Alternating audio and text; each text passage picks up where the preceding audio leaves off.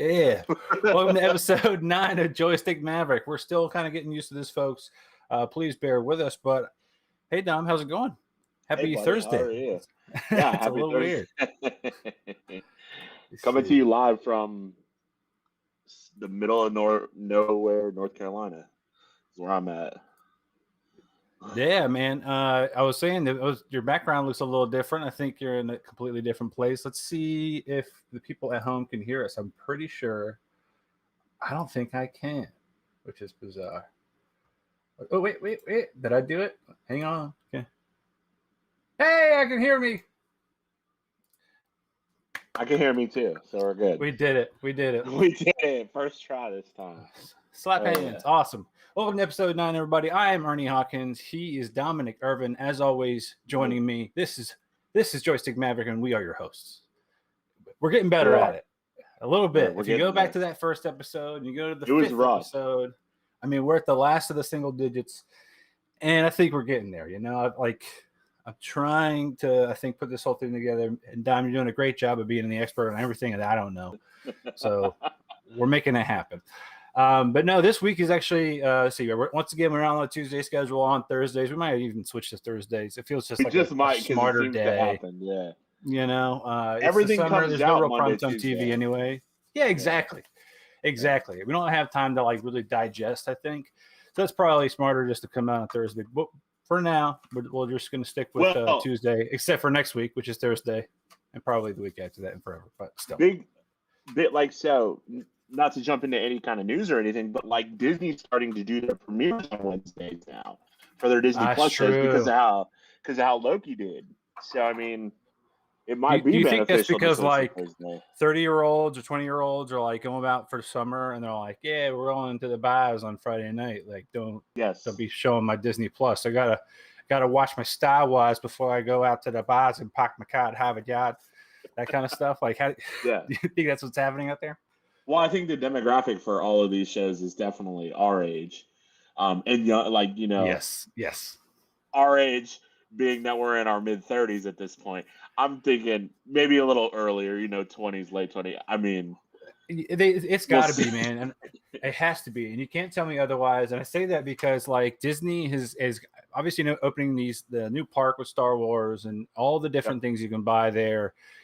We have adult money, and we can make adult decisions with that adult money, and it's we're usually lightsaber. Dude. Yeah, dude. I got a wand at Universal, and it was $65 or whatever it was, but you got to buy 2, right?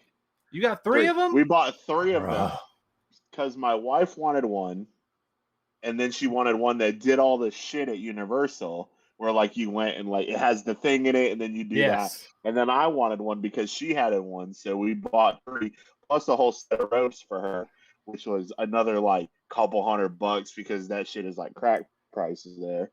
So dude, it's definitely marketed to people who've got adult money. Absolutely. We didn't even spend this, but we got instead of getting paying with cash like normal humans, right? We went and got Gringotts coins to pay with Gringotts money.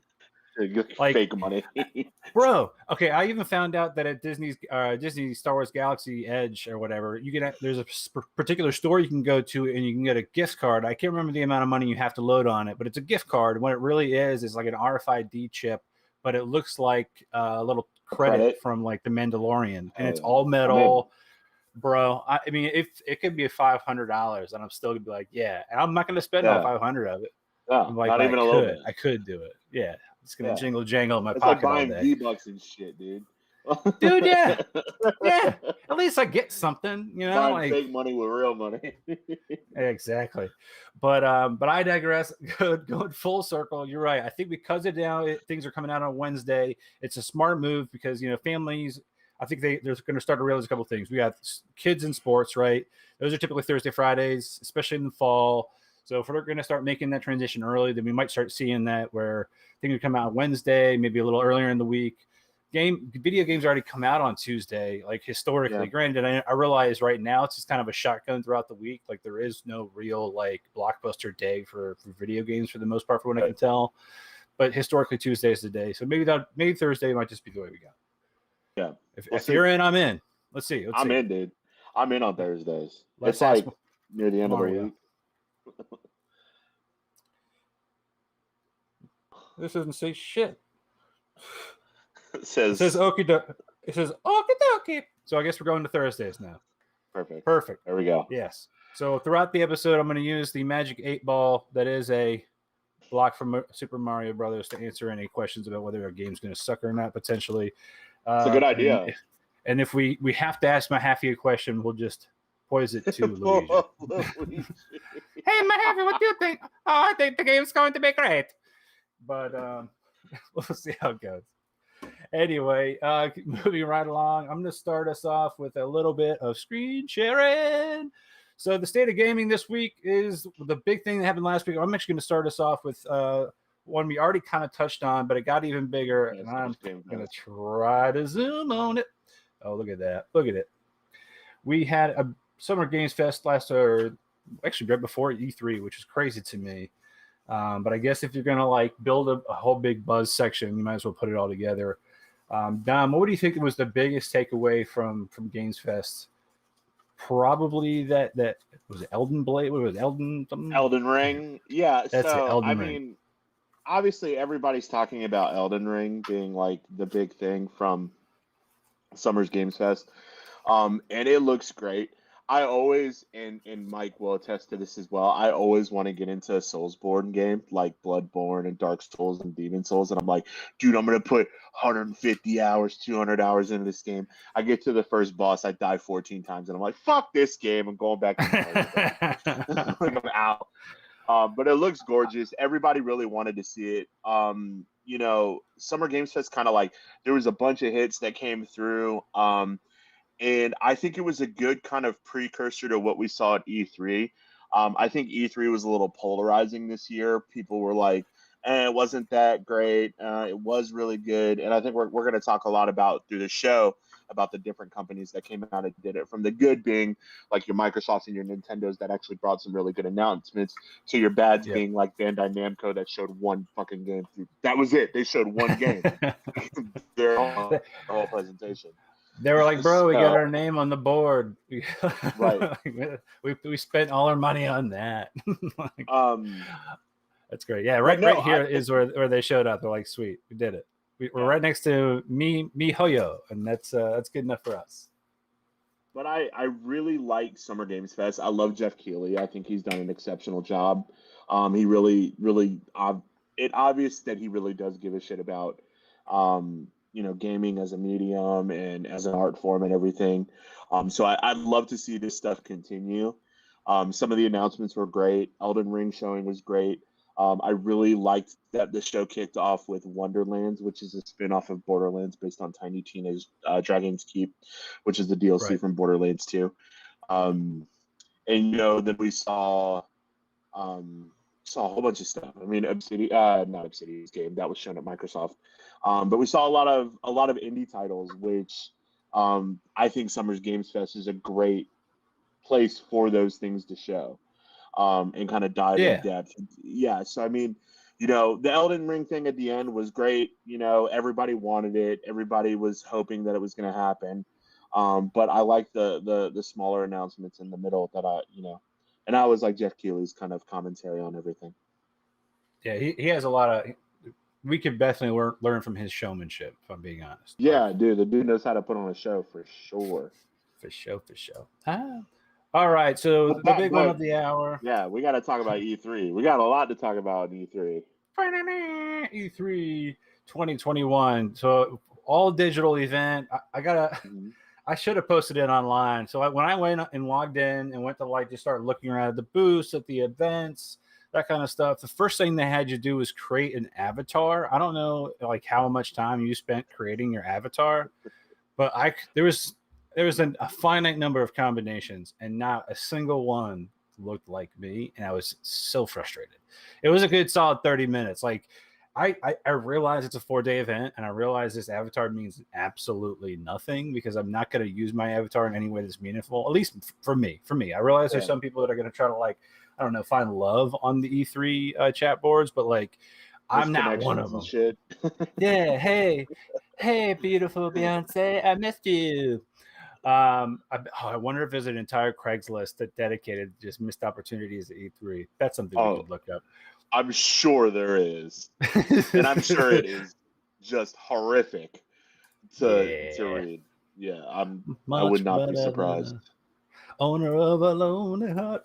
But no, so for me, that really, I think I spent way too much time on that, man. So that already kind of was like an immediate user experience. I got into, I felt like I was about to just walk into mentally like the exhibition hall, and I was going to start seeing all, the rooms and start really getting hit with like, I don't know, like blinking lights, like a casino. Like I just felt like I should have some jazz and pizzazz. And when I really kind of was met with like this guy at the front door, like, tell me who you are, define yourself. Like, no, that's not how this should kick off. But it did, and I think it soured me a little bit. But there was just so much stuff happened, and I'm actually, thank God, I'm using something different this time around, so I can zoom in on the schedule. And I think, we already talked about this last week of what was kind of the bigger hitter that we were going to be worried about on Tuesday, June 15th.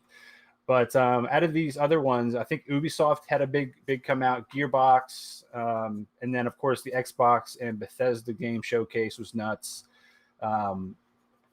Where do you even want to start? Let's start it. Well, let's kick it off about Ubisoft, because I think Ubisoft, was kind of the first show that we saw, which was at noon on Saturday, June 12th. I would say, as far as a show is concerned with Ubisoft, it was very tame. The big thing that came out of that is that we're not getting a new Assassin's Creed this year. They're supporting Valhalla for another year, which makes sense. They've started going to a couple-year development cycle on that, which I think makes a lot of sense, because if you try to pump out an Assassin's Creed game every single year like they were in the past, it oversaturates that market. Yeah, and it'll start to degrade the quality too. I mean, for sure. You can't tell me it's going to be easy to keep up at that pace. It's the same reason we're starting to see multiple years for even just something as big as Apple producing new devices. So, and you had it all started with like Assassin's Creed 2. So like you had Assassin's Creed 2, then you had Brotherhood. 2 was incredible. Brotherhood was incredible. And then they put out Revelations very shortly after that. And Revelations was kind of like and then they put out 3, and everybody was like 3 wasn't that great. And then they put out Black Flag, and Black Flag was the pinnacle of Assassin's Creed. It was essentially perfect in every single way. And then they did the French Revolution one, which was not great. Then they did Syndicate, which was pretty good. Like, it seems like it works similarly to how World of Warcraft expansions and Call of Duty games work, where it's like every other year when that other one comes out is a bomb, and it hits really well. The other thing that they hit was Rainbow Six Extraction. So Rainbow Six Extraction is a new title, and when we saw this, and it was years ago. It was called Rainbow Six something else. I can't even remember what it was. It's not Siege. That's the one that's out now. But it was a completely different game than what they're showing in this. This game is more of like an infection game. Like there's like a zombie and monsters component to it, which I was like, that's a little interesting. I always thought Rainbow Six being much more of the realistic variety of shooters, back from Rainbow Six all the way to Rainbow Six Vegas and Rainbow Six Vegas 2, which were highly competitive, very realistic shooters, and then Siege, which is still in that realistic thing. So, this co-op 4-person zombie against thing that Left 4 Dead did a couple of years ago seems to be kind of back in resurgence, because we saw a lot of titles that were a lot like that. Back 4 Blood, which is a spiritual successor to Left 4 Dead 2, that we'll touch on later. But that, and then there's a game that was announced at the Xbox showcase that I'm really excited to talk about after we talk about Ubisoft, called Redfall, which is very much just like this too. So I was a little disappointed to see Extraction shown like that. I was hoping for another Rainbow Six Vegas style game with a campaign. But that was one of the big things that came from the Ubisoft press conference. The other one, and I'm checking my facts on this real quick to make sure, but I'm fairly certain that an Avatar game, Avatar Frontiers of Pandora, was announced at the Ubisoft conference, which is like, let me tell you one thing. Sorry, I jumped ahead. No, yeah. Let me tell you one thing I just do not give a shit about is the entire Avatar franchise. Not the Last Airbender, but like the blue tall people, the James Cameron flick. I just don't fucking care. Man, I still can't believe that after all these years after that movie came out, that there was an entire like amusement park area built to it. Like one movie, Ernie. But it was one movie. one movie. It was Pocahontas on another planet. Okay, yeah. Nah, it's man, Pocahontas. I'm not about it. It's John Smith. He's Pocahontas. That's it. Yeah. End of movie. And apparently this game showed so well to Disney that they allowed Ubisoft to make Jedi Fallen Order. Or not Jedi Fallen Order. They're allowing Ubisoft to make a Star Wars game. So the news that came out of this game that came out of this was like this Avatar game that they're like that they were promoting and that they showed the trailer for it at the press conference impressed Disney so much that they said, "Hey, you know what? You can do a Star Wars game," which is fucking ridiculous. I'm sorry, that's Avatar, crazy, dude. Man. That's crazy. that's to me is, I mean, when you've got so much money, some of that's going to be just wasted, right? Like you just got to throw some of it to like a nephew. Like, here you go. Yeah. Good luck. So, I mean, Ubisoft is Ubisoft. They showed more of Assassin's Creed Valhalla expansions, which look fine. I couldn't really get into that game. I tried it a few times. They showed Rainbow Six Extraction. They showed more Rainbow Six Siege stuff. They talked a little bit about the crew. It was fine. I would rate that was just straight up middle of the road for me. Like I said, I don't care about Avatar, and I think that a lot of people care about Avatar, and they really liked how that game showed, and I just was like, I really don't care. I'm sorry, I saw that movie in theaters, and you know what? I never had a desire to watch it again. I just didn't. I've never watched it all the way through. I've started it 3 or 4 times. And I just can't do it. And they're doing like 4 other ones that still haven't come out yet. It's nuts. Well, yeah, eventually, right? I think James Cameron might. I know we're like tearing into Avatar pretty hard, but like, we'll make these final points and then we'll move on. But like, to me, Avatar is becoming James Cameron's like Game of Thrones for George R.R. Martin. Like there's so much talk and hype around it. Everybody's going to be disappointed with what happens. Same thing with like Dr. Dre and the next Chronic album. Like when is that coming? It's never going to come. Kendrick Lamar, Detox, like all of that. Like this shit's never coming out. It's not because it'll never be good enough to what everybody wants and expects. It's not going to come with spiritual enlightenment and a HJ. It's just never going to happen. But it is what it is.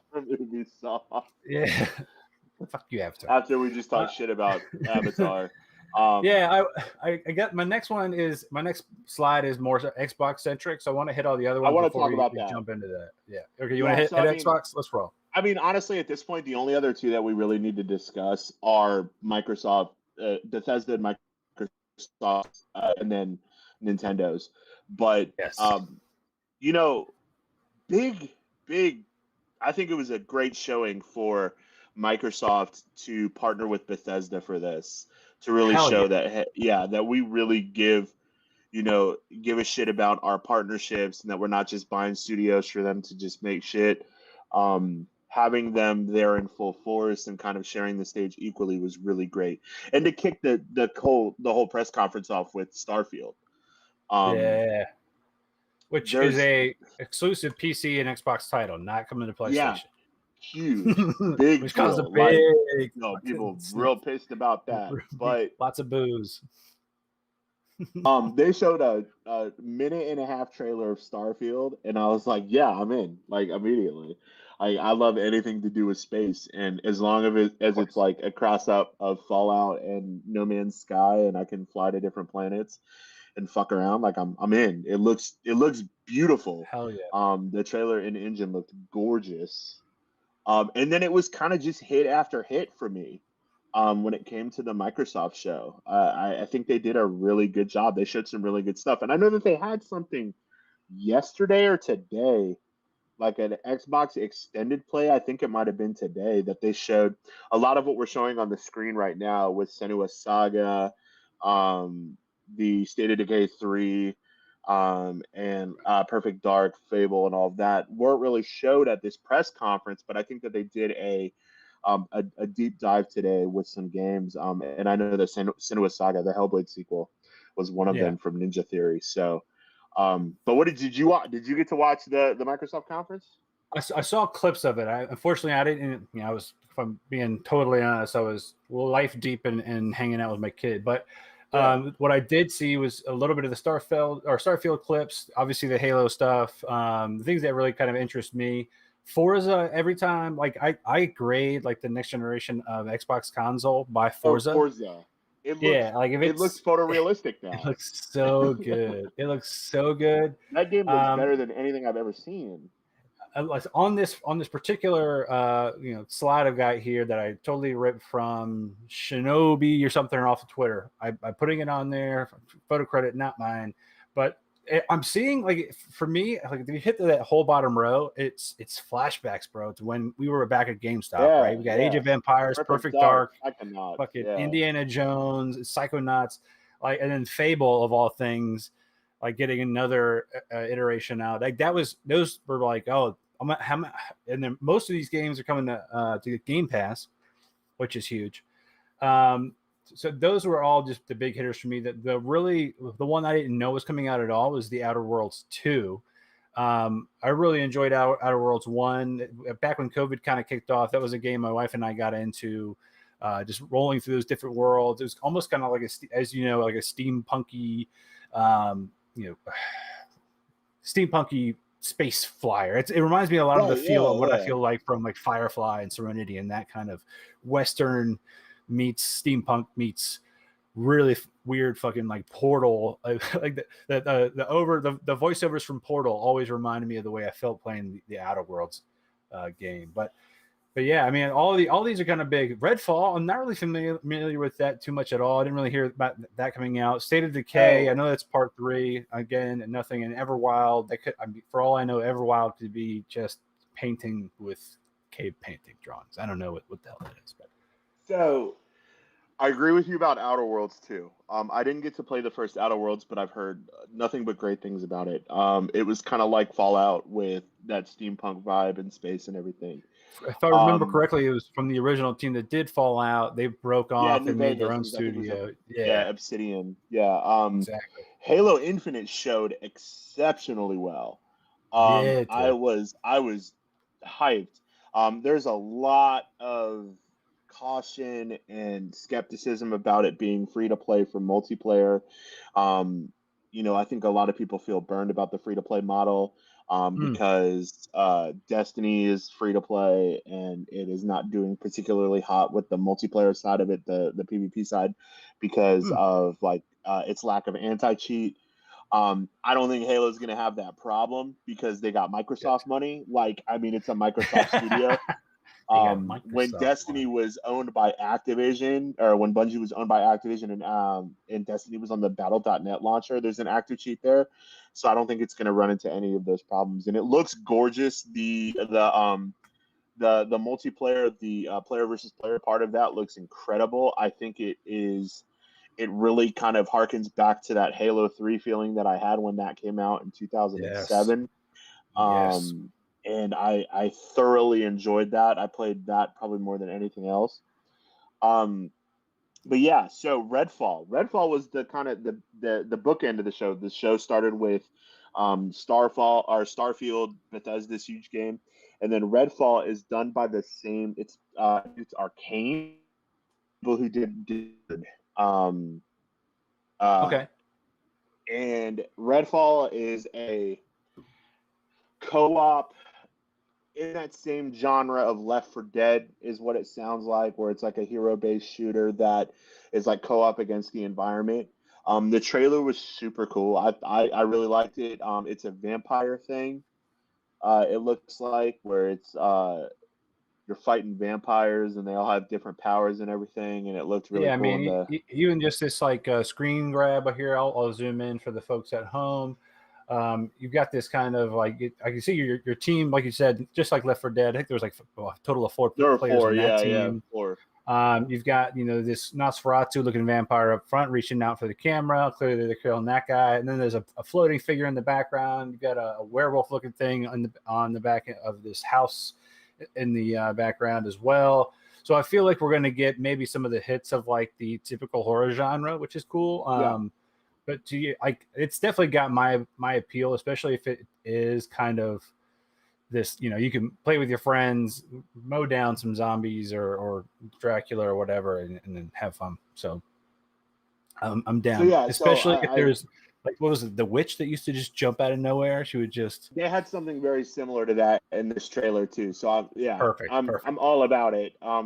Each of the main characters has like a special power and everything that looks to be really cool. Like the girl with the pink in the beginning can like conjure stuff.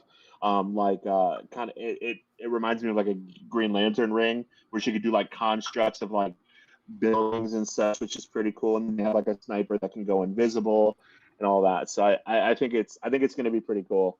So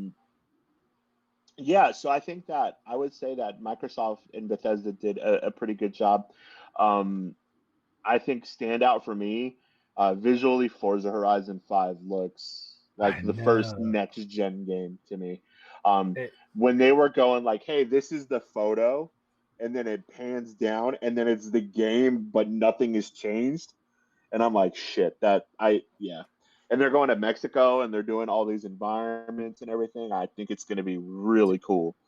I mean, imagining your curved 70-inch TV and just having the same forceback like driving setup that you had for previous Forzas. I bet that's going to blow some faces off.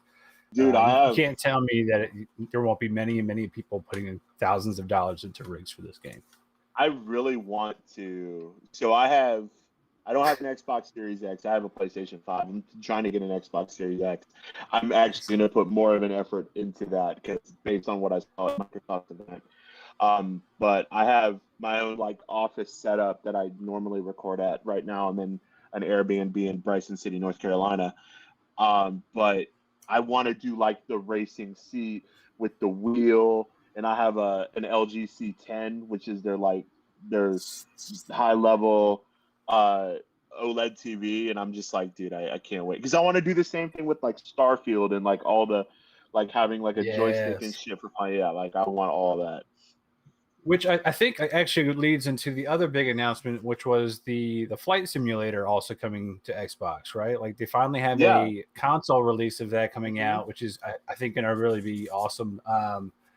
The flight simulator has historically been like just world class, and you could actually learn to fly these actual planes.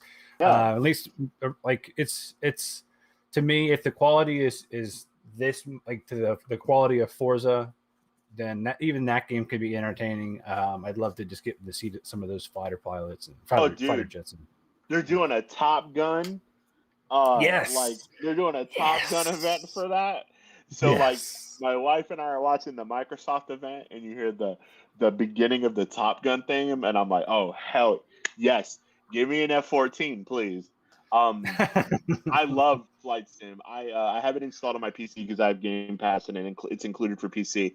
And I honestly, what I will do is I had a 2-monitor setup before I switched to the LG, but I would have it running in one monitor, like in the top left hand, like a whole monitor would just run it, and I would set up routes. Like I would go from like Kuala Lumpur to like New Delhi and fly through the Himalayas, or like fly from Hokkaido, Japan to Sasebo, Japan, and go through all of Japan and all of that. And you can. So that's like a sick ass like way to burn a bunch of GPU power while you're working throughout the day. To completely fry my. Hey, look at this screensaver. Is that smoke? Right. That's awesome. So.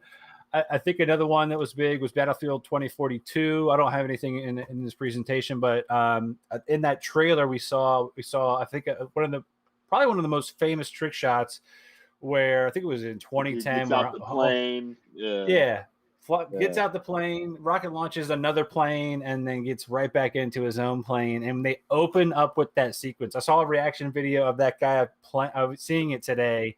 That actual guy did the stunt. Yeah, that was really cool. And he just melted down. It was awesome. I'm like, I don't care who you are. If you just saw the trick play, you became kind of viral for, and then a little ode to you. You're playing that game forever. Yeah. So your fingers are all just dead around the controller. It looks awesome. I've always been terrible at Battlefield. I could never get the way that the guns, like the bullet magnetism and everything and how that worked in that game. I just could not get it. The game looks gorgeous. It's 128 players on next gen console, 64 players capped on current gen, previous gen, which is insane. Here's the thing and this is a hot take. I don't like that all of these games do not have a single player component to them anymore. Like, so 2042 has no single player. It's only multiplayer. Halo Infinite is splitting into a single player experience and a multiplayer experience with a full campaign for $59.99. Right. Well, the full campaign is $60 or $70 depending on where you buy it, or if you have Game Pass. Like, let's just put this out there: if you have an Xbox, Game Pass is $14.99 a month. It's literally the most valuable thing that you can have for your Xbox, especially if you're playing every day. If you're playing twice a week, it's worth your money. If you play the game one time through, it's worth it. And if you bought Game Pass $14.99 a month and you played Halo Infinite once through, you've covered 4 months of Game Pass at that point. Yeah. You know what I'm saying? Like, you've already gotten your value at that point. And all of these games are coming to Game Pass day and date. Like, it's huge. Like, I mean, Infinite, Starfield, Redfall, State of Decay, Senua's Sacrifice, Forza, Perfect Dark, Psychonauts, all of these games are coming to Game Pass the day they come out. Meaning that you can play it the day they come out, unrestricted. It's the same exact reason like AMC and Regal Cinema started, or whatever that the movie pass. I think you used to have that. Dude, my wife and I were AMC A-list. Like, we did it all the time. We saw every movie that came out. It pays for itself if you go enough. I mean, if you love playing games, this is the thing you need to pay for. Oh, yeah. Hashtag not a sponsor. They're not paying us for this. This is just basic math. That's value, dude. It's just math. It's what makes, like, honestly, I don't know if I would buy Halo Infinite if it wasn't on Game Pass, because I don't want to pay $60 for just a single player experience where the multiplayer experience is free to play. The same thing for Battlefield. I don't know if I'll buy that. Yeah. But so I mean I'm probably gonna. I want to play Battlefield. When it comes to realistic games, it's all about the control mechanisms for me. It's why I enjoy the Halo games. It's why I enjoy Fortnite. Yeah. The breathing is fine, okay, and I know it's realistic. Like, when you hold your breath. If it tries to make me motion sick, I'm out. But if I pay $60 and then that game makes me want to vomit 2 minutes later, I'm going to be highly pissed off. But if I use Game Pass, I'm not going to be as butthurt about it. That's all I'm saying. So a few notable absences from the Microsoft event. Gears of War wasn't shown at all, so there's nothing right now Gears of War in development. And it was talking about Fortnite, and I always gotta check myself. Fucking Fortnite is made by Epic, and Epic made Gears of War 1 through 3. Like, I mean, before Fortnite, that crazy? Epic was Gears of War and Unreal Tournament, and then we have Epic could just change its name to Fortnite, and that would be it, because that's what they're doing. But Gears of War was not shown. They actually did not show the next Forza game. They showed Forza Horizon, which is their open world, arcade style racer. They did not show Forza 8, I think is what we're at. Forza 8. They did mention that it is in development, that they are working on it. They did not show Fable. They did mention that it is in development, that they are working on it. The same thing about Elder Scrolls 6. I knew that Elder Scrolls 6 wasn't going to be there. I know that they're working on Starfield right now, so that's kind of their big project. So those are just like some of the big absences that you normally see at an E3 press conference. You usually see something when it comes to Gears of War. You usually see something when it comes to the Forza Horizon, not Horizon, but the Forza sim racing games. I was expecting to see something regarding Fable, but I think it was a good show. I think having Microsoft and Bethesda together kind of limited what it's not just one or the other. They had to kind of play the field, and I like that they bookended that. Microsoft allowed them to bookend it with the Bethesda announcement in the beginning and an Arcane Studios, which is Bethesda as well, at the end of the show. So I think one of the other.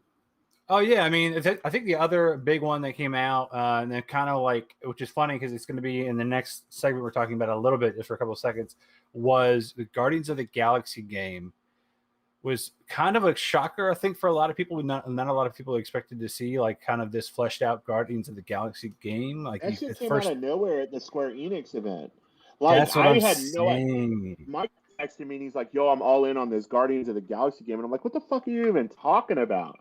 And I saw a flash of it, and I was like, "Oh, they're doing a Guardians of the Galaxy expansion for Marvel's Avengers." No. And I was like, "Oh, that's cool." And I was like, "Oh shit, they're doing a full-on single player. You only play as Peter Quill, Guardians of the Galaxy, third-person action game. Yeah, fuck yeah, I'm in." And then you get the DLC they announced for Resident Evil. So I'm curious to see how that goes. And yet another game that makes me want to vomit when I play it. So I'll tell you what, man, I am truly trying to muscle through Resident Evil. I'm doing 20 minutes at a time. If I have to reach for the bucket, I put it down and come back the next day. But I'm gonna play it. God damn it, I'm gonna play it. If Mahaffey can do it, I can do it. Love you, Mahaffey. See you next week. So the next big one. Real quick, before we get into Nintendo, because Square Enix had a few other things. Mahaffey more or no? No, I want to trash Mahaffey continuously, but we'll have to say that for its own segment. Okay. Just real quick, he'll defend himself next week. Yeah, he will. He'll get really shitty with us next week. I already know. I'll say something. He won't with you because he does this with me daily. But he'll get really shitty with me. He'll just be he'll say something that's completely off the wall. He'll bring up, remember when Mikey ruined Halo 4 for me? Back in our old school podcast days, on that podcast that we all did at your house where we were all really drunk. Yeah, we were on the sauce. But no, so Square Enix had a few announcements. Guardians of the Galaxy, I want to talk more about that once we get through Nintendo. Avengers, they announced this previously, but they showed more of the Black Panther Wakanda DLC that's coming to Marvel's Avengers. They have Shuri in it. You're fighting Ulysses Claw, which is really great. I'm excited for that. The big thing for me from the Square Enix conference that I haven't even watched yet, but I heard it was announced, was that the team that did Nioh, which is a Soulsborne style samurai ninja game, that they did Nioh 1 and Nioh 2, and I played Nioh 2 for 700 hours. Was it hard, or you just played hard. The same levels over and over? Well, so I'm not going to do this whole dissertation on Nioh, but Nioh is a really great game. I love that game. And my wife will tell you, I played that game so much. But the team that did that is doing a Final Fantasy game called Final Fantasy Origin, which is a third-person action game. It's the original game, right? I don't know. I have no idea. Isn't it the storyline of the original game? Oh, man. Give me that, dude. I didn't mean to cut you off, but I feel like there's something that's... No, it's not that. Fuck. There's something to do. It's... Never mind. That's in the Nintendo. Ignore me. I cut you off. But I hear what you're talking. I think I saw a little bit what you're talking about. Yeah. So Final Fantasy Origin looks. I'm really excited to get more into that. There's a demo out now. I'm currently, like I said, I'm on vacation, in the mountains, but I come back this weekend before I have to fly out again on Monday for work. But I'm gonna try to get into it and start playing the Origin demo. But they had that. They showed Avengers. They showed nothing for Final Fantasy 16. Which was announced at an event last year. I can't remember which ones. I think it might have been just a state of play. Mm-hmm. Final Fantasy 14 had their event earlier in the year where they announced the new expansion, Endwalker, which looks really cool, and they have classes that are coming. But no, the big thing from Square Enix, the two big things was Guardians of the Galaxy, which we'll talk about a little bit, and then the Final Fantasy Origin game, which looks really cool. I love the Neo franchise. They did Neo 1, Neo 2. They said that after Neo 2, that's it. They're not doing another one. They did like 4 DLCs for Neo 2. I played all of them. There's like 6 different difficulties. Well, I that's played why all of you're them. at 700 hours. Like, oh, dude, yeah, I like that game. For me is perfect because my problem with the Dark Souls and the Demon Souls and the Bloodborne games is they felt slow and they felt defensive. Like you're rolling around a lot and you're dodging and everything. And Neo for one-on-one combat was fast. It was like Ninja Gaiden, but I was gonna less ask if it was forgiving. like that game. It's Okay. just like Ninja Gaiden, but it's way less forgiving. And you block and you're doing all these, you can switch stances between all of your weapons. I loved Neo. I just fell into it. It was at the beginning of pandemic when number 2 came out. It was like right when the pandemic happened, and I was home all the time. That's all I played.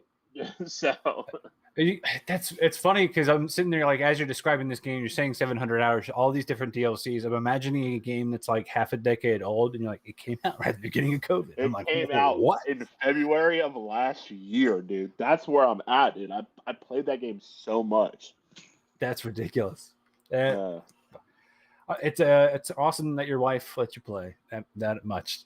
She loves you. That means that's true love. It's what love is. It's meaning never having to say you're sorry. So moving right along, I think the next big one is Nintendo. I'm actually gonna stop this little slideshow bullshit real quick, and we're actually gonna jump over to I'm just gonna have the video kind of playing. We can speak to it as it rolls. This is not ours. We are not attempting to recreate it. Nintendo, please don't sue us. We can't afford it. It's muted. Yeah. Yeah, it's definitely not gonna have sound. Blah blah blah blah blah. You got this whole thing. Okay, as you can tell, once again, not ours. But while it's rolling, we'll just let that kind of go and blind me. Jesus Christ, it's bright. But the Nintendo Direct, bright. So dog. I watched this a couple of days later. Oh, I get to be the guy with the glasses. That's cool. Okay. Yeah.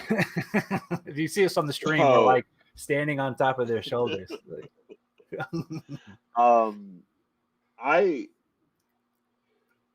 I don't know why people were lukewarm on this Direct. After going through all the announcements, I was like, yo, this Direct popped off. They showed like everything that everybody wanted. Yeah, they didn't show Metroid Prime 4. They didn't show the Metroid Prime Trilogy. But we had a 2D successor to Metroid that people have been wanting for 15 years. Like this was like right out the gate incredible.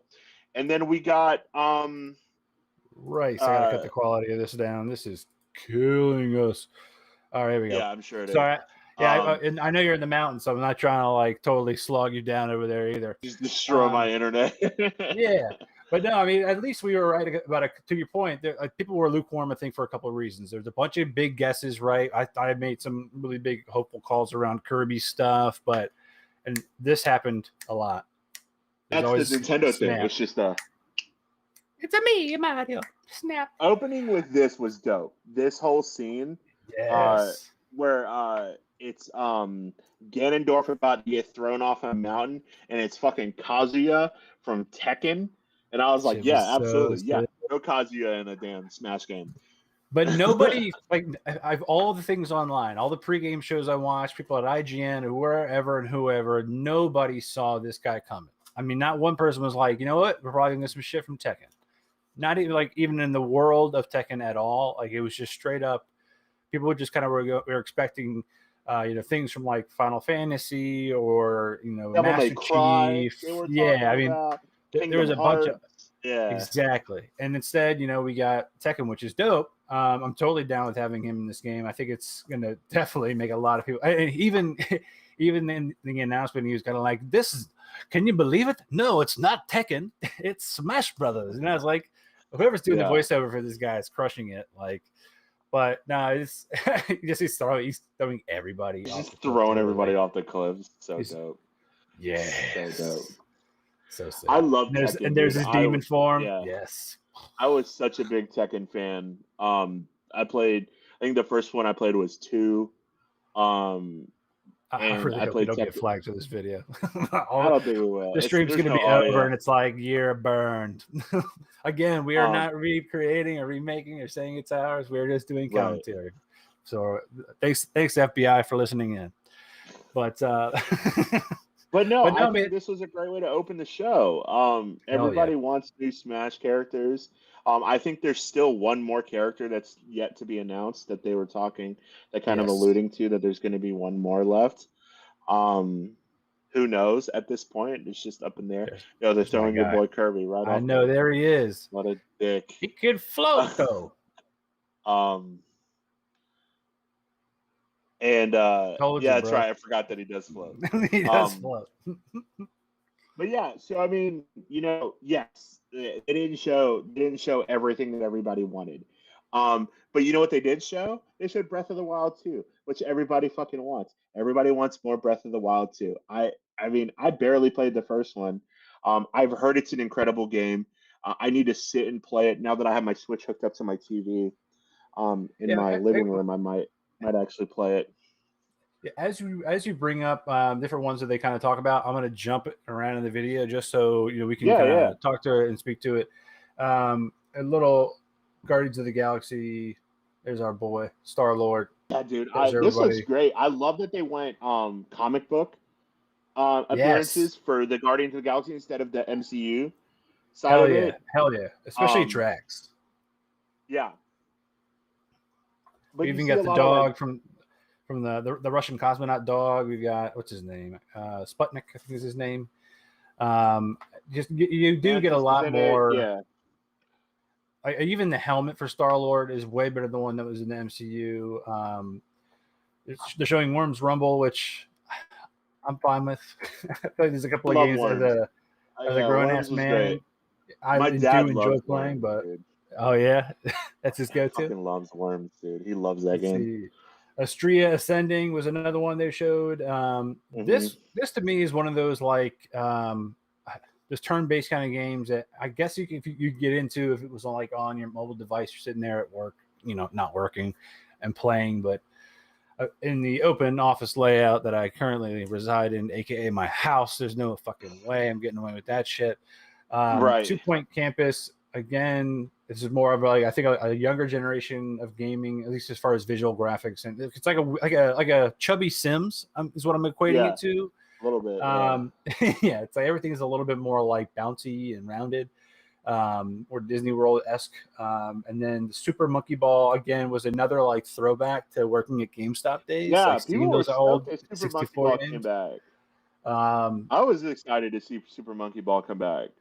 I think I was just talking about it with somebody recently where they were like, yo, I wish Super Monkey Ball came back. And then guess what? And then boom, it's 20th anniversary edition. Yeah. Yeah, that's right. 2001, 2002. This was straight up my last couple of years of high school and rolling into my GameStop job years right here. Touch 'em all. Yeah, exactly. So after Super Monkey Ball, they rolled into, everybody's favorite party, the Super Mario Party. Yeah, Mario Party Superstars, which I think is a combination of the original Nintendo 64 game. Yes. Yeah, which is super dope. Classic little areas. Yeah, there you go. Classic 5 boards, Nintendo 64 game. Spaceland. I mean, a lot of these were like, I browned out memories from a time when I didn't drink. Is that weird? Like I remember playing this game so much that I would build calluses up on my thumbs just from mashing the freaking controller so much. I'm surprised they actually the controller survived from so many rage quits.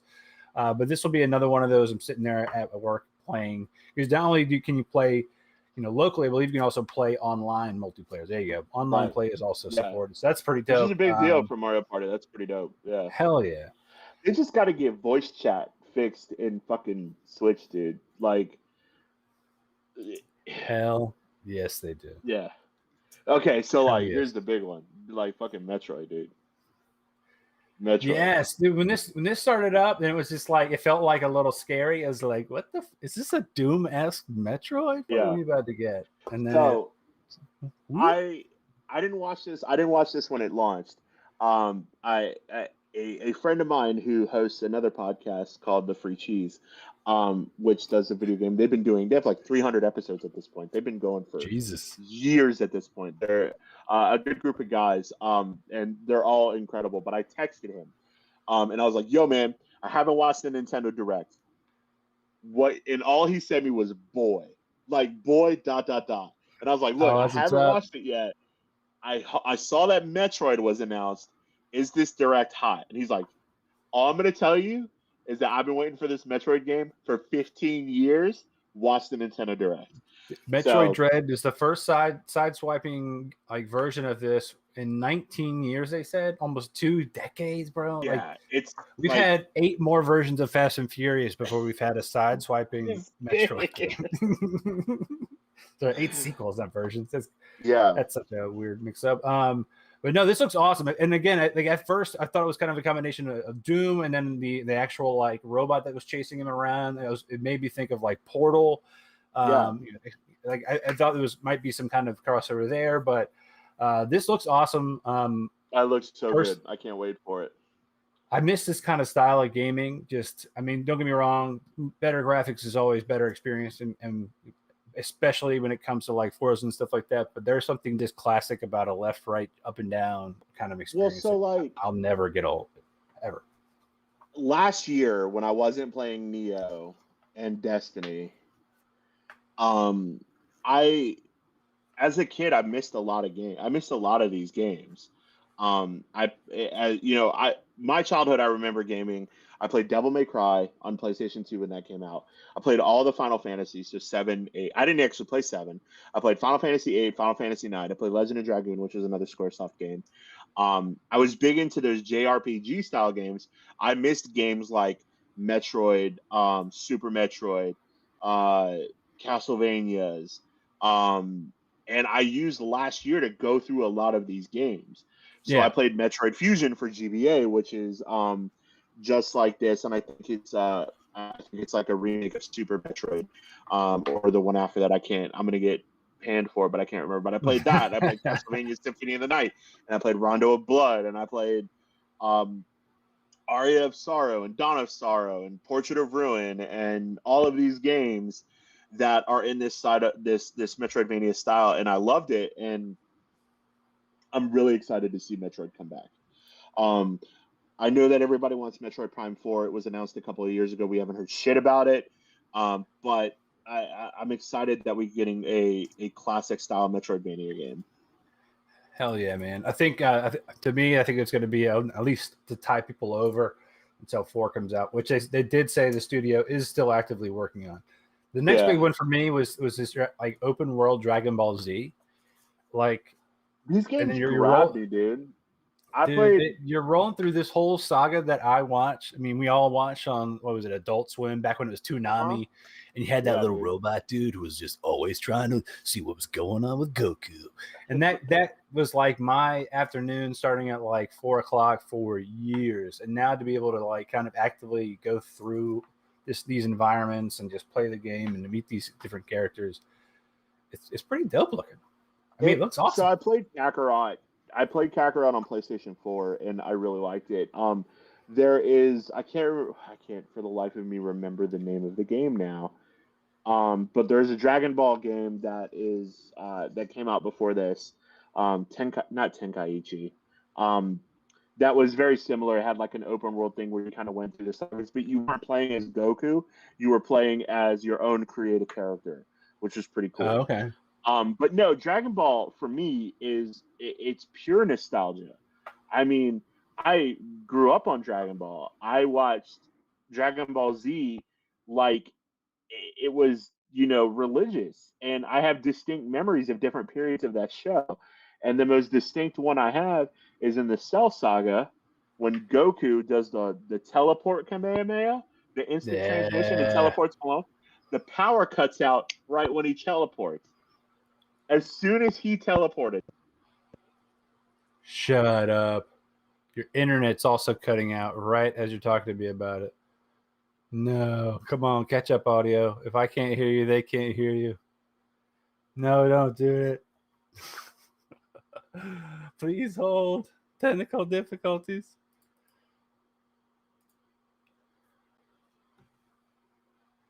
think I lost you. Hang on one second. Oh, you're back, baby. You're back, baby. I can hear you. I'm back. I'm sorry. Yeah. I think something got activated on my phone or some shit. I have no idea. It's all good. It's All right, all I'm good. By the way, that is the bane of my existence now when I have a set of headphones that is paired to multiple devices. If one of the other devices makes a ping, it totally cuts out on the other one. I hate it. If somebody could figure out a way for me to say, stop it, that would be great. This is how out of touch with Bluetooth technology I am. I didn't know that you could have headphones paired to two devices at once. Bro, what? Okay. I've always used wired headphones. I have a pair of studio monitor headphones that I use with an audio interface. And by the way, AirPods. never give out your address, brother, because you've described so many expensive things in your house. Dom does not live anywhere in the U.S. He lives in another planet. You'll never find his house. Don't. This is what happens when you make adult money and you don't have kids. There you go. You guys are a dink, a double income, no kids. Yeah. So like that's what happens. You just buy stuff. I see something on it, like someone tells me and they're like, "Hey, I'm looking for a new pair of headphones," and they're like, "Yeah, you should look at these." And without even reading the reviews on them, I just order a pair of $400 headphones. But no. I didn't know that you could connect multiple Bluetooth devices to a Bluetooth device to multiple devices and have them work in sync. Like I could immediately switch from my phone to my computer and all that stuff. So it's awesome when it works properly. It's the worst when you're trying to do a live stream and then a text message takes you out. Right. But it's probably good because I was just gonna go on for Dragon Ball for like the next 30 minutes. But yeah, Kakarot's dope. I'm stoked. You should play it. It's out for pretty much everything major right now. This is the game that I'm more excited for, though, dude. Really? This one's grabbing your attention? I fucking love golf. I'm terrible at golf. I love Mario Golf games. I love the Tiger Woods games. I love all of that. And Mario Golf is so much fun. I'm definitely a golf game guy. Ever since I was a kid and back on Windows 95, my dad used to play like Links Golf and all that kind of shit. And even the Tiger Woods game, I could pick it up and play it for hours. But like to your point, like this does look awesome. It's got these different playing modes where you can have speed golf and do different moves and things like that. But I heard there's two different ways to play now. So I guess the previous generation was all physical movement kind of based interface with I think it was Wii U. But now I guess you could also play the standard interface with just a controller, which is awesome because quite frankly, if I want to be active, I'm not going to be trying to swing anything towards my only expensive TV. I don't know if you got backup expensive televisions. Don't tell us if you do. But no, I'm not going to say anything about my television. I can't afford to launch anything into my televisions these days. So for me, it'll be sitting there on the couch. But it does look awesome. And again, nostalgia, any of these characters, I want to play all day. Yeah. And that's Mario Golf Super Rush, by the way, for those listening at home and unable to watch. Yeah. Mario Golf is dope. I love it. So the next one, Monster Hunter. Yeah, so Monster Hunter I have a love-hate relationship with Monster Hunter. I really want to love that game. It has like all the things that I love about video games in them, big monsters, big swords, character customization and everything. I cannot for the life of me get into those games. I own Monster Hunter World on 3 different systems. Really? Yeah, because I got it on Game Pass. I got it for like a PlayStation thing, and I think I got it on PC because of Game Pass. Like I own that game, or it was on a Steam sale and I bought it because I just am a compulsive spender on Steam. There you go. There's a Steam sales, baby. They got everybody. But I mean, to your point, though, Monster Hunter World for $2, and I'm like, yeah, of course I'm gonna buy it for $2. Even just watching the trailer for this game, it doesn't quite like hit me the way I think it hits some other people. Now, if you're a fan, you're definitely a fan. Like you're gonna play this, you're gonna play the version that comes out. You were probably disappointed with the Milla Jovovich movie that came out, like for Monster Hunter. I watch it though. I haven't watched it. I heard it was okay. Ron Perlman I think, is in it for like half a second. So anything with Milla Jovovich and Ron Perlman, I'll probably watch, even if it's garbage. But that's just because I'm a glutton for self-punishment. The next one is kind of goofy, I'll say. Like, dude, people Wario? are stoked that WarioWare is coming back. I know, like it's such a classic. Like when you say WarioWare, I have distinct memories, but I don't have like I need to go play this game. Like right now, for those listening, it's WarioWare. There's some mini games. Basically, you're once again Wario. You're playing these mini games. There's crows sitting on a phone line pooping and trying to dodge them.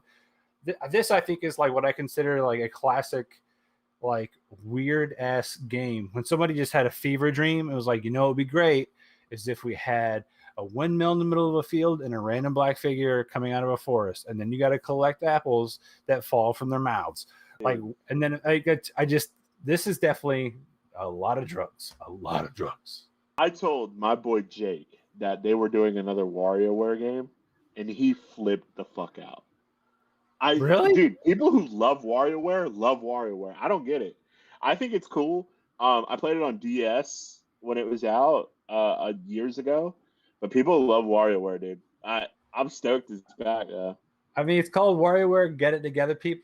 Get it together. I need to tell these people that like WarioWare to get it together. But at the same time, to your point, if you love it, you love it. I don't have to understand it. I just have to respect your opinion that you're weird. The next big jumping game was Shin Megami Tensei V. I have to pronounce it in that kind of an accent. 5. Otherwise, I'll 5. Jesus Christ. Yeah, it's a Roman numeral. Shin Megami Tensei 5. Yeah. Well, you know what? Fine. I didn't know we were going to go that route with it could have been V. It could have been V. You don't know. It could have been, yeah. I mean, I know it's 5 now that you said it that way. It's like, hey, Ernie, did you know dill pickles are in a kind of pickle? It's actually an herb. I'm like, no. Like, that's how dumb Is I it am. really? But, No. Go back to pickles. Dill pickles refer to the herb dill. They're just not a different kind of pickle. Right. All right. Well, there's dill and there's dill. Remember how I made you feel stupid about Shin Megami Tensei V? This is how what's funny, Dom? I'm gonna play this back for my wife because we have an ongoing joke where she goes, "Oh, you know what that was? That was dill pickle." Because I was in the middle of a store, our like first 2 or 3 months dating. This was 11 years ago, and I was stone cold being an ass to her that like there was something called dill pickles because they're different kinds of pickles, and she was explaining to me that dill is an herb, and I was like, "You're dumb," and we Googled it in the store. And then she forever dill pickle because I do this 15 minutes of arguing in a grocery store. This is why I married her, and this is why we're together 11 years. And this is why tell her that I didn't know. That I would have been on your side during that argument. Thanks, man. Ride or die. But Shin Megami Tensei, we're family. Yeah. Let me backtrack. I think I talked to like 3 games. There we go. No, you were at Shin Megami Tensei. Shin Megami Tensei is a beloved Japanese JRPG franchise. From Shin Megami Tensei has come Persona, which are fantastic games. I played Persona 4 and Persona 5 religiously. Devil Summoner is another Shin Megami Tensei game that is coming to Switch that featured Dante from Devil May Cry in it, the Devil May Cry 2 version of Dante. This is just I'm excited for this. This is a big universe. It's very much an acquired taste though. It's very Japanese. The art style, the gameplay, the themes, all of that. And Persona is the same way. I mean, essentially you play a teenager in all of these games that isn't like in Persona you play a teenager that's in school that's having to deal with who's merged with a demon and is in the upside down version of Tokyo fighting other angels and demons and monsters. So this is cool. Super weird. Yeah, I'll play it probably. I played the other Tensei games. So hopefully not 700 hours. You're just gonna give me guff about my 700 hours of Nia. Bro, I might have to, unless you know what? If you're an expert, you're an expert. I don't even know what the heck this game was. I think I blacked out at this point. I was just like, all right, I'm not. Oh, okay, yes. So this is another Shin Megami game. Yeah. Or no, this is Danganronpa. Yeah. Okay, let me tell you real quick. I don't know shit about Danganronpa, but I know that Danganronpa fans are the craziest people on the planet. Dude, this game is basically like a bunch of different people were abducted, put it into a school, and this like bear demon thing is like the principal. And they, in order to like get out of this school and go back to wherever they were from, they have to basically betray everybody else. It's ridiculous. I mean, and then and they all have to be put on trial and then convince the other people in the school that they didn't do something that happened. Crazy. This game, we're gonna start a new segment, dude.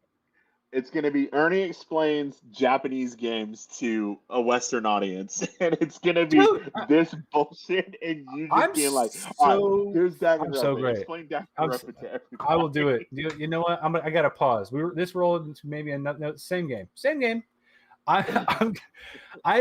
We need to. I'm just gonna whatever we gotta call it. I'm gonna be like, hey, West meets East. Sorry in advance. Right. That's what it's just gonna be fucking called. And dude. But that's how you explain. Pull games up, there was like a female voiceover, and like the whole video is like, and now when you're trying to get out of the school, you gotta trick your other students. And I was like, okay, and then it was like, but then you're put on trial and you gotta convince other people. I'm like, I'm gonna have anxiety playing this game. Screw motion sickness. I will have a panic attack. Like, oh, and what if you get the trial wrong? Do you start over? Anyway, yeah. I mean, the one thing I think that people listen for is just how I'm going to butcher words like Bonikuma or whatever. You know what I'm saying? Makoto. That's pretty straightforward. But I bet you're going to tell me it's pronounced Mavio or Mafivo. Mafivo. Whatever. I didn't even have you to make me not sound so stupid. I'm talking to somebody who is like omnilingual. It's not fair. Our audience listening at home, Dom is like a savant and speaks like 19 languages. 14 of them are dead languages. 2 are programming. He's a savant. All right, the next one is it looks like a little creepy game. Yeah, Fatal Frame. This again, flashbacks, nostalgia all day. Dude, Fatal Frame. This game scared the shit out of me. Back on GameCube, this game was scary as shit, dude. Yeah, this game was scary. I can't play it. the whole thing is like you've got basically a flashlight to ward off these demon / spirits in a forest, like or excuse me, there's a camera. It's a camera. Yeah, you want to like again. I'll never be able to play it with my wife. Yeah, ever. This is nightmares. These Japanese games, dude. It's fucking scary. I mean, they're good at what they do. Period. Yeah. I mean, here we go. Another West meets East. I'm sorry in advance episode of me trying to describe this game. What Fatal Frame is. It's Fatal like the Frame rain, but they made it a game. Yeah. And the whole episode just me getting like just terrorized because I've decided to play this game. So this is, I guess, I know this one. Doom Eternal. Yeah. What a great game. I love Doom Eternal. I have it on PC, and it runs so beautifully. I need to play it some more and finish it. So good. Yeah, I love Doom Eternal. I mean, I know it's dead air, and I'm so sorry for people at home. But if you were watching the video, we're just watching the graphics. Yeah. Jumping right ahead, moving right along. Another like kind of basically porting over to the Nintendo game that's already been on the other consoles is the Tony Hawk 1 and 2 HD remaster. Tony Hawk Pro Skater 1 and 2. These games are still classics to me. I remember, I think it was Tony Hawk 3. It was on like the PS3. And what I remember was renting it and then having to take it back to Blockbuster. I got home afterwards and realized I had the PlayStation on when I ejected the disc, put it back in the case. But the whole level was cached in my PS3. That's right. You could do. Yeah. If you paused it and hit restart on the level, it would restart the entire level. Same song every single time because it was the only one cached. Same level. But I got to play that game for another like 3 weeks because I never turned that thing off. I'm so surprised my PS3 didn't burn out. Yeah. Actually, it might have even been my PS2, dude. I think it's probably PS2, yeah. Like that's how much I was like, oh shit, this is awesome. But I heard Ace of Spades on repeat for 3 weeks in a row. So great. And then the Rabbids, I think, also kind of a big cult following. So this next one is from Ubisoft, Mario and Rabbids Sparks of Hope. I remember this was announced years ago. They've already done a few of these already, or one of these already. But yeah, I mean, it's like Mario and Rayman, which is pretty cool. These Rabbids remind me of like the mannerisms and like just their facial expressions. I imagine like these are minions that just have like a better budget. Yeah, for sure. Yeah, exactly. Yeah, so, you ain't lying there. Like it's just, I mean, I realize it works. They're goofy, they're cute, they're not quite beautiful, but they are in their own way, and they're dressed like Mario characters, so that's always going to be great. Yep. And then of course Mario's got like Star-Lord type guns in this game, which is awesome. All right, available in 2022. Yay! Super Mario and the Rabbids Sparks of Hope. Next one. This is another blast from the past. Oh yeah, this is Advance Wars. Yeah, that's cool. Game Boy Advance, I think? Yeah, Advance Wars. Game Boy Advance, dude. I love Advance Wars. What a great game. Hours playing this game because it was just like the cheapest one. Like nobody, it was funny how many people didn't buy this game, but how many people I knew had it. Yeah. It was like, I think every million copies of these games at GameStop when I worked there. Like it was like one of the most traded in games. I don't know if it came with anything or like with it was like, oh, it's some kind of a special only at like certain outlet malls or something. It came with your Game Boy Advance. But I remember so many being traded in, and yet still half my friends own this game. We must have all got the same bundle. But number 1 and 2 Reboot Camp coming December 3rd, which is totally cool. Awesome. Here's yet another little speechy speech, another snap of the hand. Hyrule Warriors Age of Calamity expansion pass. So this is Dynasty Warriors Zelda, which is pretty cool. Yeah. They did Dynasty Warriors Zelda, which is Hyrule Warriors, which is cool, and they're doing like a Breath of the Wild style expansion, which is dope. They did show a fair amount of things when it comes to Zelda this time because you have this, which is pretty cool, and then I think directly after this they show a little bit of Skyward Sword, which is the next Zelda port that's coming to Switch this summer. Actually, let me go ahead and jump to that real quick. So sorry, people at home getting upset about it.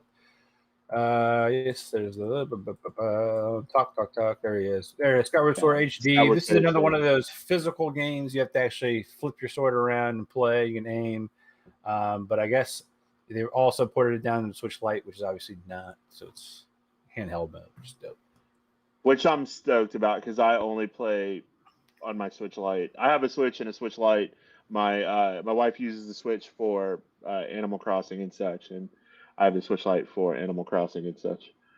So this is kind of one of the things I was mentioning where like they are talking about how this is more or less the beginnings of explaining the background of like the Legend of Zelda. Like supposedly it's 100 years before Legend of Zelda. It explains why there is a legend about Zelda and things like that. So I'm interested in the storyline of this, and it's funny. I think what was the next big sequel we were all hoping for was Breath of the Wild? No, yes, no. Yeah, Breath of the Wild 2. Yeah. So they mentioned how like we're not going to be announcing it, but as kind of a cancellation, they got this game, the other Zelda we were talking about, the Hyrule Warriors, and then the next thing, which by the way. Legend of Zelda Skyward Sword HD coming out on my birthday.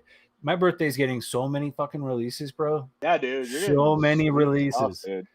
Yeah. I know. Don't you have a movie fest starting your birthday too? A horror movie fest? Yeah, we got Fear Street coming on. We've got this game coming. There's like 4 things coming out on July 16th, and I'm excited about it. The other thing, I think the only other thing, like a big release that came out on my birthday, I think it was 2005, was like Harry Potter the 6th book, and the Half-Blood Prince. That's a big deal. Happy birthday, Dumbledore's dad! Spoiler alert if you haven't read it or seen the books or seen the movies, but that was my gift from J.K. Rowling. There you go. Thanks, babe. Keep your opinions about LGBTQ people to your fucking self. But the other thing that is coming out, and I'll be honest, I'm a sucker for nostalgia, baby. Game and Watch Zelda, yeah. Game it's & got Watch the Zelda. first, then the second game. It's also got, let me see, of course it's got a clock because that's what it's fucking called, Game and Watch. I think it's the first two Zelda games, full on playthroughs. Trying to remember what the other third, and then of course you get this like random bonky game from like Game Boy, the original. Like it's there you go. We got the Adventure of Link. We've got the Legend of Zelda. Link's Awakening. Yeah. And then Game & Watch Vermin. Very Zelda heavy direct near the end, because I think the last thing that they show is Breath of the Wild 2, which is just a dope trailer. Breath of the Wild 2. And here it is. I think they're releasing this in 2022, if I'm correct. They also have not said the name of the game yet. They have specifically stated that they are not releasing the title of the game yet, because they said that the title hints to something that's happening in the game that they're trying to keep secret. Oh, so well, that's stupid. That's dumb. If it's gonna hint, okay, hear me out. I understand the need to keep a secret. Fine. But if there's something that's happening in the game, so that's why you can't tell us the name of the game. Well, when you do eventually tell us the name of the game, it's going to tell us what happens in the game. So you either do it now or you do it later. Yeah. So maybe they're just not ready to reveal the theme of the game yet. You're not going to like the ending of this? Is that what the name of the title is? Zelda Breath of the Wild. Snape kills Dumbledore. Yeah, bro. It's Zelda Breath of the Wild.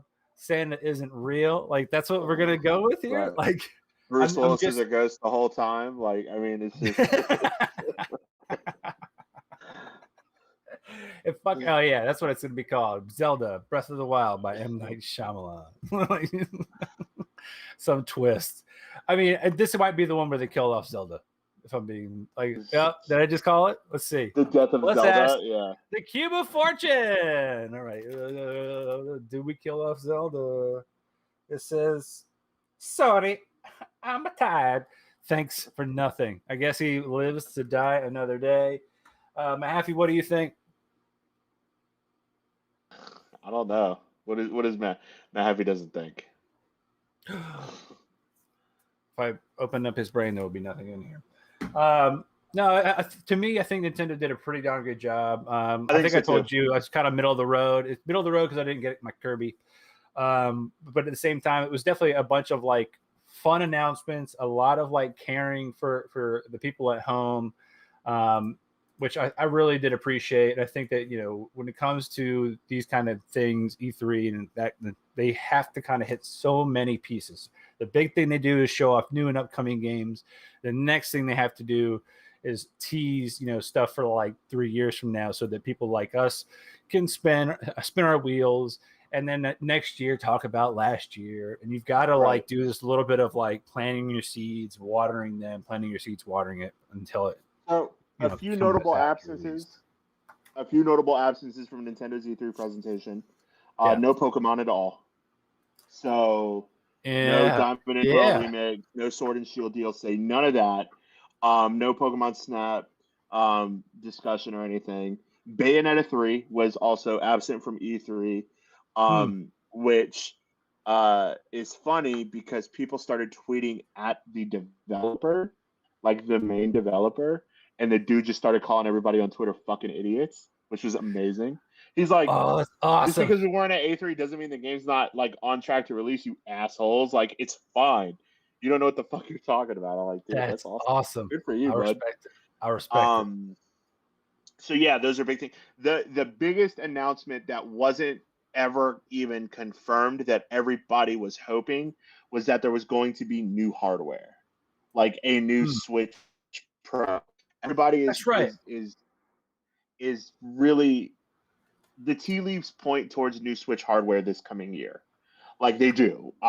It's in investor calls and like things keep popping up on the internet on vendors and everything. So I think we'll get it. I don't know when. And I'm not worried about it at this point. I mean, if they do a Switch that runs in 4K, 120 hertz, that would be awesome. But I think Nintendo did a good job, at least early on, before E3, being like, hey, this is gonna be only software, and to keep, what it did, it was allow people like us to not spin our wheels talking about something that was never going to be revealed, which was appreciated. But the other part of that was like, really kind of telling some fanboys also like us to fuck off and stop. Like, hey, we're not going to announce it. Like we just cracked the curtain a little bit and told you to not look over here for any hardware anytime soon. So eat a dick, and then still enjoy what we give you, our sweet little birdies. Enjoy what mommy gives you. This week I'm gonna share my screen one more time because it's sponsor time. No sponsors. We're gonna get them soon, dude. We're gonna have more sponsors soon than what we can do with, and we're gonna have to do like pre-recorded ad reads, and we're gonna have to get into character. It's gonna be real weird. Like we're gonna have to do like wardrobe changes and shit, and just be like, I'm gonna have to talk about extends and natural male enhancement and shit like that, dude. I'm not above it. This episode brought to you by Gamer Sups, dude. I'm gonna be that dude talking about was it Alpha Brain? Like Alpha Brain Adderall, with but Joe it's Rogan. Really Adderall. I mean, I've like taken Adderall. This is better than that. This is not. This is way different. Yeah, it's Adderall you don't need a prescription for. Roman swipe it on your pee-pee, lasts longer in bed. # not a sponsor. Nor am I a user, just to be clear. Thank you. I'm good there. Final round this week. Dom, I know you haven't seen it quite yet, but I still want to talk about it for the folks at home. Yeah. Loki, episode 2 just happened. Have you seen episode 1 at least or no? Yes, I have seen episode 1. All right. So episode 1, I think we talked about it a little bit last week. We had the TVA, we've got the Mrs. Minutes, little avatar in the bottom left-hand corner in picture. We've got a lot of things are kind of being rolled out. One of the things that we already know is that that Loki is looking for this variant of himself, or at least Owen Wilson's character wants him to. This week is definitely just as action-packed as last week. I think we're starting to get to the parts that I knew I would enjoy about this show, which was like the Doctor Who kind of pieces of it, where, they're traveling through time and space. I'm not telling you what, where, or why. So I'll keep it spoiler-free on your behalf. But it was definitely worth watching. Yeah, brother. Wibbly wobbly timey-wimey. You know what I'm saying? I know Doctor Who a little bit. I mean, anything like that really gets me kind of going. My favorite thing has happened, though. It's returned to TikTok, and I think I'm gonna start making like, not only should I do West meets East, I'm sorry in advance on TikToks, just like, hey, this is what this game is. I think I should start doing like making fun of people that have theories for Marvel movies and shows. Like this is a great example. Yeah, dude, Mephisto already. And that was just from episode 1, and then somebody else was like, oh my God, I think I know where the TVA is. It's like right here. And look. And then they show what everybody did. They froze the frame from Ant-Man and the Wasp, where you see that tiny little town in the quantum realm. Think it's in the quantum? Yeah, they think it's in the quantum realm. I'm like, if you even just remotely did it side by side. Yeah, okay. It makes sense, but because you could travel through time like a tunnel, fine. If we want to build on the things the MCU's already defined, okay, whatever. I like to think that TVA lives in a void outside of time and space, but that's my personal preference. The quantum realm is not with outside time and space. It's just different. Tinfoil hat. It's just different, bro. It's just different. So I could do it too. Marvel people are the best. Like when in WandaVision they mention aerospace engineer one time, and everybody's like, "It's Reed Richards, everybody! It's Reed Richards." Guys, I saw John Krasinski. He's on IMDb. Could you see it? He's gonna be Reed Richards, and Amelia Blunt. She's gonna be his wife, Susan Storm. But every time, by the way. That's my favorite jam recently. It was for people listening at home. This is the sound of tinfoil now on the top of my own head, because I too am sometimes one of those tinfoil people. But I am too. Emily Blunt straight up telling an interviewer to like, she's like, I don't want to more or less. Yeah, don't talk to me about fucking Marvel and Fantastic Four. I'm literally here talking about another movie my husband and I are doing together. What the fuck is wrong with you? That's my fucking jam. I think a lot of interviewers need some gut checks, especially when it's just like things founded in theory or just like wild ideas. Like pump the brakes. I know that you think this is going to be your twisted like question. No, if you found that question or something on Reddit, guess what? You're the 19th millionth person. I know me and you right now talking about it are not special. We are not unique flowers, but those some bitches wear tinfoil. No, they fucking didn't. That's why we're different. Marvel intentionally does shit like this to get people going in the wrong direction. Now, do I think that there are things in WandaVision that are building on to bigger things? Yes. The fact that Wanda is alluded to be a mutant to begin with makes it pave way for the fact that mutants are coming to the MCU at some point because the X-Men are coming to the MCU. So yes, that's there. But is, everything that happened in WandaVision, Mephisto? No. Is Wolverine going to show up because they went to Madripoor in Falcon and the Winter Soldier? Fuck no. No. Absolutely not.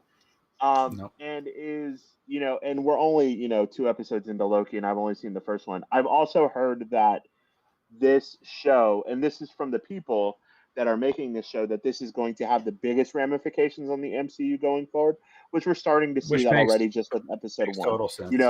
You got Infinity Stones just chilling in there by the dozens. Yep. So I mean, there's going to be some big things there. But yeah, we'll see. I'm excited. I want to keep watching it. I got to catch up on it. Dude, I mean, if you can take some time this afternoon, definitely, or not this afternoon, excuse me, this evening, because we're live. It's 9:41. Oh, hey, the Apple time. Take some time, watch it with the wifey, curl up. It's definitely good to watch. I'm probably going to rewatch episode 1 and 2 because I am one of those tinfoil people, and I just appreciate a good will this work? Won't this work? But to your point, this definitely. I mean, Loki has always been a conduit to bigger things, right? Mm-hmm. He's been through the first Avengers movie, all because of Loki. Thank you, Loki, for that. And he's been throughout all of these movies in some big way, every single phase. Now we're talking about this next phase. You can't tell me he's not going to have fingerprints all over it. So let's keep it going. Hiddleston's doing a great job. I'm totally down for more. I love the fact that they are taking these characters from that were pivotal inside of the MCU and giving them a huge character development in these shows. Yes. Wanda Maximoff from Wanda Scarlet Witch, who appeared in Avengers Age of Ultron and has been mostly just a side Avenger, getting her own gig with Vision and kind of building on her.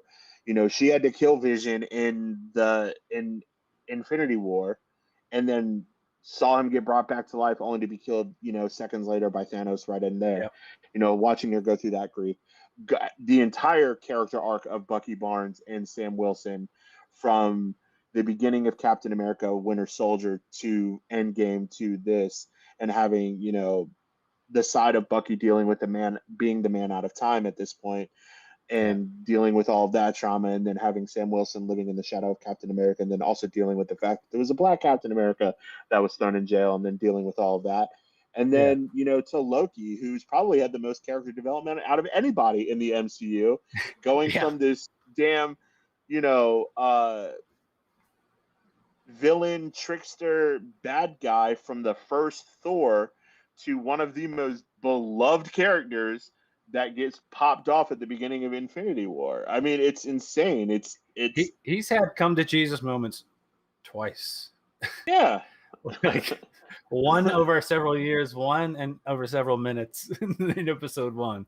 But you're right, man. I definitely agree. And I think hopefully these next coming movies, we get to see a lot more character development from the characters that have been around, especially, or even the Hawkeye series coming up. Like that should be some more illumination into, Hawkeye as a character, and I'm curious if they're ever going to kind of admit that Hawkeye is deaf in the comics, or in the MCU, like he is in the comics. Yeah. Which is why Deadpool, whenever he's talking to Hawkeye, always pulls his mask up. He just is aware that he's deaf, even though it's never talked about. I really am interested for the Hawkeye show because I know that they're doing part of like Matt Fraction's story of Hawkeye, My Life as a Weapon. But like Hawkeye from the MCU is not that Hawkeye. You know, Hawkeye from the MCU has a family. You know what I'm saying? He has a wife. He has kids. He's not just this Avenger that's kind of living on his own and has a ward, you know, Kate Bishop, Batman style. But, you know, we'll see. I like the whole little blip that we get of him as Ronin in Endgame when he's just cutting through mafia bosses in Japan. Yes, dude. Yes. Yeah. 10 Rings. The dude from Art. That's the dude from what's his name? From Mortal Army Kombat. of the Dead in Mortal Kombat. He's my guy, dude. He was in oh god, what is it? Westworld on HBO. I pretty much he's becoming my new favorite. The Last Samurai, dude. If I see him in some shit, I'm gonna watch that shit. Like, hell yeah, dude. He's good. He's awesome. But I digress. That's episode 9, baby. We did it. We've reached the end of our single-digit episodes. We are now facing a whole new world of double digits, and I can't wait to hit that triple digits. But we got to do it one step at a time. Next week, we're going to have on special guest Michael Mahaffey. We talked so much about him. Hopefully, he lives up to the hype. You know, hopefully, he doesn't rag on both of us too badly. I will defend you to the bitter end, my friend. I won't let you get ganged up too bad. I got you, bud. You know what I'm saying? So that means the first thing he's going to do is just emotionally eviscerate me so that I'm just too weak to stand up for you. But check us out online. We're live on Twitch at least once a week. We're live on YouTube. We're trying to do it now every Thursday. I think we're just officially we asked the Magic 8 Ball. It said okie dokie. We're now on Thursdays 8 p.m. Be live, be there. Let us know if we're totally screwing it up. Give us some little nuggets we might have missed. We'll give shout out on the shows. Check us out on Instagram, Twitter, Facebook, all the places you are, we are. And we'll see you next time. Yeah, buddy. Later.